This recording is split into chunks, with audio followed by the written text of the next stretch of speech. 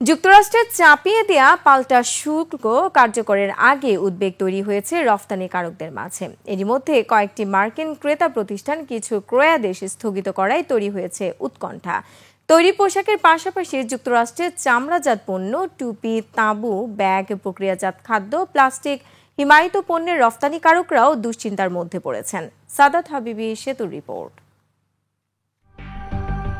শুধু তৈরি পোশাকই নয়, যুক্তরাষ্ট্রের নয়া শুল্কের কারণে বেকায়দায় দেশের রপ্তানিমুখী অন্যান্য খাত।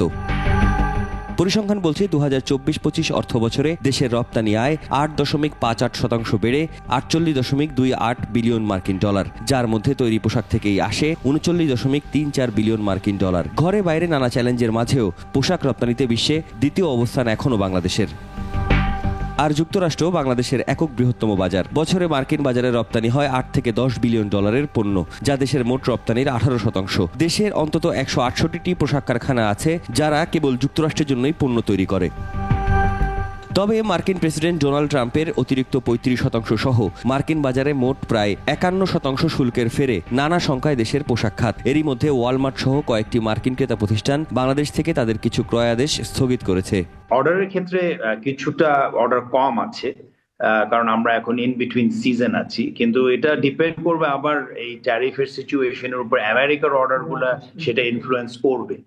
তৈরি পোশাক ছাড়াও জুতা, টুপি, তাঁবু, ব্যাগ, আসবাব, খাদ্যপণ্য, প্লাস্টিক পণ্য ও হিমায়িত খাদ্য রপ্তানি করা হয় যুক্তরাষ্ট্রে। গত অর্থ বছরে 176টি রপ্তানিকারক প্রতিষ্ঠানের শতভাগ পণ্যের রপ্তানি গন্তব্য ছিল যুক্তরাষ্ট্র। মোট 703টি প্রতিষ্ঠানের মধ্যে এককভাবে যুক্তরাষ্ট্রের বাজারে 50% বেশি রপ্তানি করে এমন প্রতিষ্ঠানের সংখ্যা 319। আর 2024-এর জুলাই থেকে 25-এর এপ্রিল পর্যন্ত মোট চামড়াজাত পণ্য রপ্তানির 23% হয়েছে যুক্তরাষ্ট্রে। এসব পণ্যের ক্ষেত্রে অর্ডারও স্থগিত হয়েছে বলে দাবি ব্যবসায়ীদের। আপনার ল্যান্ডেড কস্ট যখন বেড়ে যাবে, তখন অবভিয়াসলি তারা আমাদের দেশ থেকে সোর্স করবে নাকি প্রতিদ্বন্দ্বী দেশে।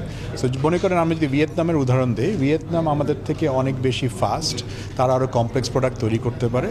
তারা এই ট্যাক্সে তারা বহন করবে না। এই ট্যাক্সের টাকা যদি আমরা কম নেই, তাহলে আমাদের সেখানে সফল থাকবে, কিন্তু আমাদের এই ম্যাটেরিয়ালস তো আগের কস্টিংই করা। বাংলাদেশের সাথে যারা নাকি ব্র্যান্ড বায়াররা যারা এই আমদানি রপ্তানিগুলো করে থাকেন, তারা যদি বাংলাদেশের রপ্তানিকারকদের উপরে বেশিটা, এই 20%-এর বেশিটা যদি তাদের ঘাড়ে দেন, তাহলে কিন্তু আমরা একটা অসুবিধার মধ্যে আমাদের রপ্তানিকারকরা পড়ে যাবেন। তবে মার্কিন বাজারে বাংলাদেশ থেকে পোশাক সহ অন্যান্য পণ্যের রপ্তানি চিত্র স্পষ্ট হতে শুরু করবে 1 আগস্ট থেকে, কারণ ট্রাম্পের নয়া শুল্ক নীতি ওই দিন থেকেই পুরোপুরি কার্যকর হবে। যদিও এর আগেই শুল্ক নিয়ে যুক্তরাষ্ট্রের সাথে সমঝোতা হবে বলে আশা করছে অন্তর্বর্তী সরকার।